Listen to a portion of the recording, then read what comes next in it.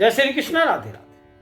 राम नाम की बड़ी अपरंपार महिमा है और राम नाम का इतना अद्भुत और असीम प्रभाव है कि बस राम नाम का स्मरण कर लो, जीवन में जितने भी कष्ट हैं सारे कष्टों से निवारण हो जाएगा। लेकिन आवश्यकता है श्रद्धा, विश्वास और भक्ति। कहते हैं भगवान का नाम लेने से आवागमन के चक्र से छूट जाता है, जीवन में शांति, सुख, संपदा, संपन्नता, स्वास्थ्य सब कुछ प्राप्त हो जाता है। विष्णु सहस्त्रनाम में तो कहा है कि यस्य स्मरण मात्रेण जन्म संसार बंधनात् विमुच्यते नमस्तस्मै विष्णुवे प्रभु विष्णुवे। बोले जिनके स्मरण मात्र से आवागमन के चक्र से छूट जाते हैं उन भगवान विष्णु का हम नमन करते हैं, उनको नमस्कार करते हैं। और तुलसीदास जी तो कहते हैं कि तब लगे कुशल न जीविकाओ सपने हो मन विश्राम, और जब लगे भजत न राम कहे शोक धाम तज काम, शोक धाम तज काम। बोले कब तक? बोले जब तक भगवान का नाम नहीं लेता है तब तक जीव को कुशल नहीं है और स्वप्न में भी उसे विश्राम यानी शांति प्राप्त नहीं। और कहा है गीता में कि अशांतस्य कुतः सुखम, जब तक शांति प्राप्त नहीं होगी, मन शांत नहीं होगा, हृदय शांत नहीं होगा, तब तक सुख की प्राप्ति नहीं। तो अगर जीवन में सुख और शांति चाहिए तो भगवान के नाम का स्मरण करो। कैसे करना है? शोक धाम तज काम। ये जो काम है, जो कामना है, जो इच्छा है, जो शोक का धाम है, इनको छोड़ करके निष्काम। और कलयुग में तो राम नाम का प्रभाव बहुत ज्यादा है। और सबसे बड़ी बात यह है कि इसमें कोई नियम नहीं है, कोई विधि विधान नहीं है। कहा है कि भाई को भाई अनखिया लसहु, राम नाम मंगल जिसे दसहु। बोले भाव से, कुभाव से, अनख से, आलस से, किसी प्रकार से भी भगवान का नाम लिया जाए कल्याण में। तुलसीदास जी तो कहते हैं कि तुलसी अपने इसको रीज भजो चाहे खीजे, और खेत पड़े को जमते है उल्टो सीधो बीज। बोले खेत में पड़ने पर उल्टा सीधा बीज कुछ भी हो वो जमेगा, अंकुर देगा। इसी तरह से भगवान का नाम किसी प्रकार से लिया जाए वो कल्याण में। जैसे कि अग्नि से चाहे जानबूझकर स्पर्श हो चाहे अनजाने में हो वो जलेगा, जान के कुछ डाला जाए या अनजाने में जाए वो खाक होगा। इसी तरह से भगवान का नाम सब पापों का हरण कर लेता है, सब कष्टों का हरण कर लेता है।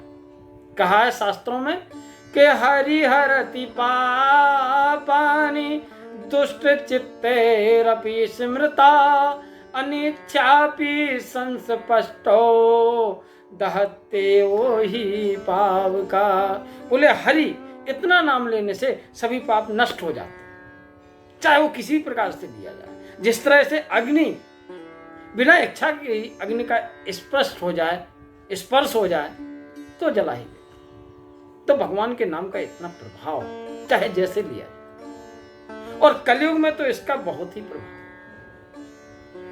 कहा है विष्णु पुराण में ध्यायन कृते यजन यज्ञ त्रेतायाम द्वापरे अर्चनम, यदा पिनोति तदा पिनोति कलो संकीर्तके शिवम।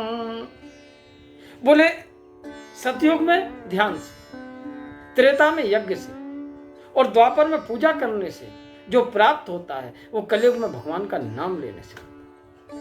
और वही बात गोस्वामी तुलसीदास के कृत युग त्रेता द्वापर पूजा मख अरु जोग, और जो गति हो ये सुकली हरि नाम ते पावै लोग। तो करुणा वरुणालय भगवान ने अपने भक्तों के कल्याण की भावना से प्रेरित और द्रवित होकर नामावतार द्वारा अपनी कृपा शक्ति को प्रकाशित, और जिन हेतुओं के लिए परब्रह्म का, परमात्मा का साकार रूप का अवतार होता है, उसी प्रकार से नामावतार द्वारा ही वही कार्य संपादित किया। और कहा है कलयुग को तो हिरण्याकुश कहा गया है, हिरण्याकुश के रूप में। बोले का राम नाम नर केसरी, कनक सिपु कलिकाल, और जापक जन प्रहलाद जिम पालहि दल सुरसाल। अर्थात भगवान श्री राम का नाम साक्षात नृसिंह, नृसिंह भगवान। कलकाल में मूर्तिमान जो कलिकाल है वो हिरण्यकश्यप की मूर्ति है, और भगवान के नाम का जप करने वाला प्रहलाद जैसा है।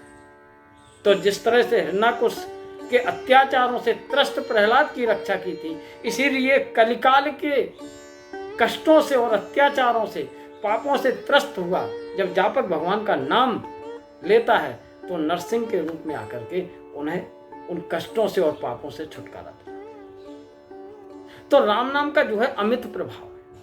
कहा है गोस्वामी जी ने कि राम नाम करे अमित प्रभावा, संत पुराण उपनिषद गावा, संतत जपत शंभु अविनाशी, ओ शिव भगवान ज्ञान गुण राशि। तो बोले संतों ने, पुराणों ने और उपनिषदों ने राम नाम के अमित प्रभाव का वर्णन किया है, और जिसे संतत हमेशा उस शंभु अविनाशी शिव जी